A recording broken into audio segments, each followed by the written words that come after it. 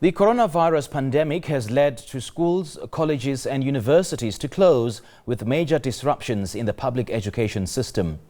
Remote learning is taking center stage to help lecturers and learners to shift rapidly from contact learning to online learning. According to UNESCO, over 160 countries have implemented nationwide closures that have impacted 87% of the world's student population. While the academic sector adjusts to remote learning, this has also exposed gaps in the digital divide. Well, for more insights into just how South African and the global institutions are responding to the national lockdown, we are now joined on the line by education expert Raees Khan from the Cintolox Strategic Consultants to help us unpack this further.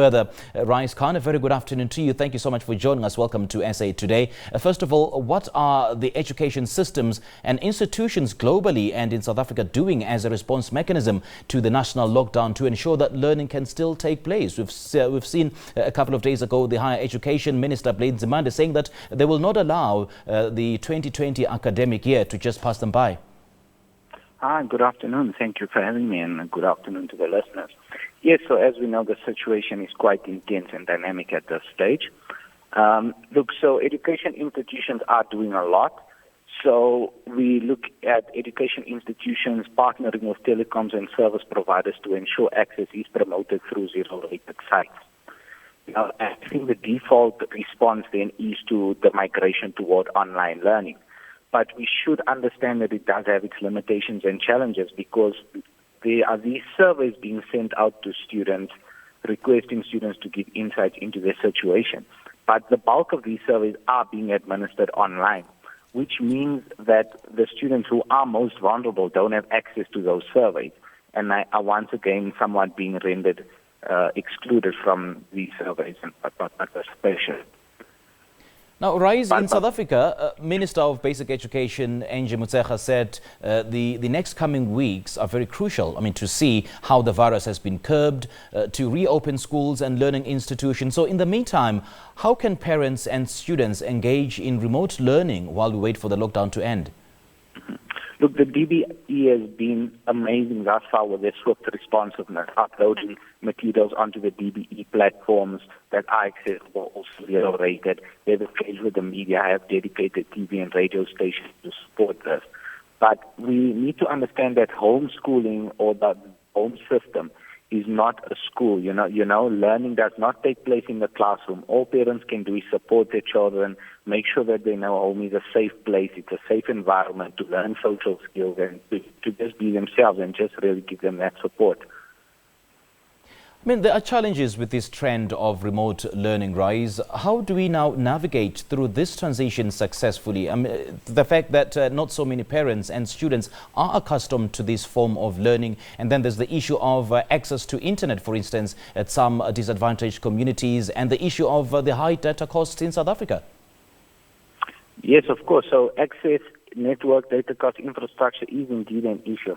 And students haven't ever engaged in remote learning. So the best thing to do is to engage with communities of practice within your local community, to reach out to other parents, students, really form study groups, communities of practice that you can communicate through mediums such as WhatsApp.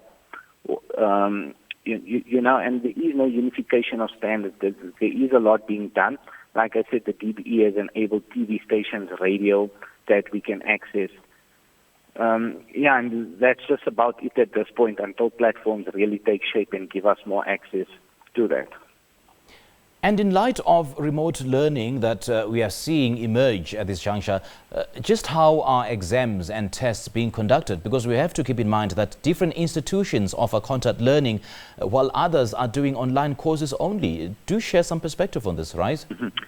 Yes, so look, we look at the education system as a whole, and the education system right now, as much as we see it being challenged, it's also being faced with a lot of opportunities, because the education system is what we can call outdated and in need of reform.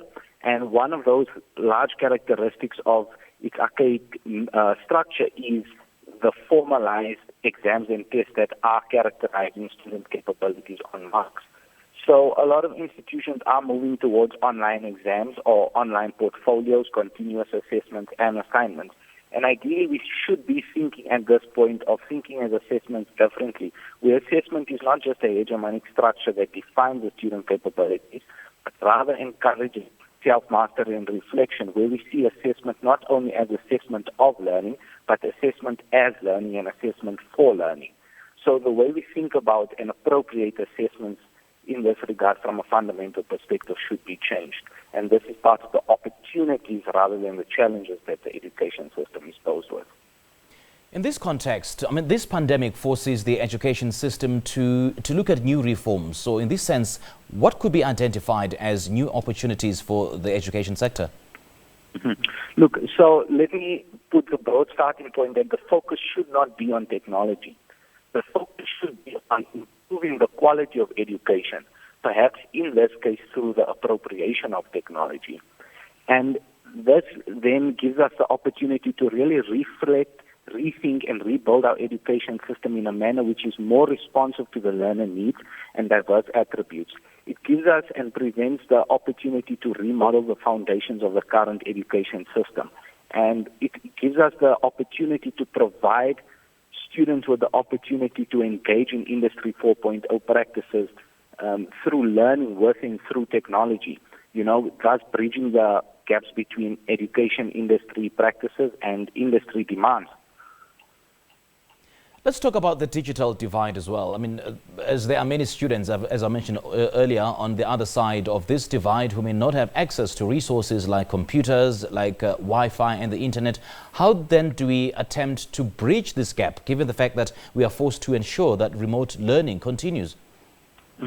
Now, of course, and at this point, it is definitely important to take cognizance that our education system is only as good as it is able to take it to the most vulnerable of our learners. And secondly, it provides an opportunity to capitalize on these gaps. But by mere fact of these gaps being highlighted, we are able to capitalize on it, which in other instances we would not be able to.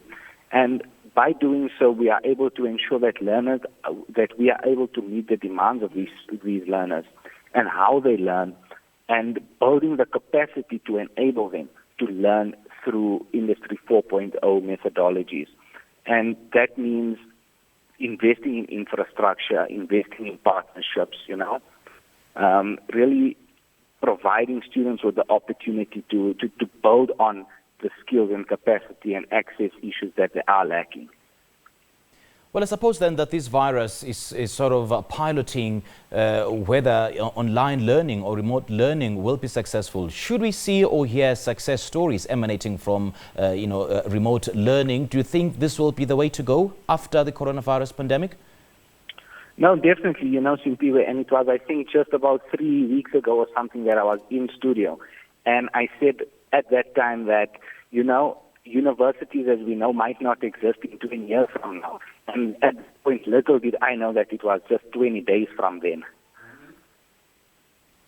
All right. Raees, thank you. Yeah, go on.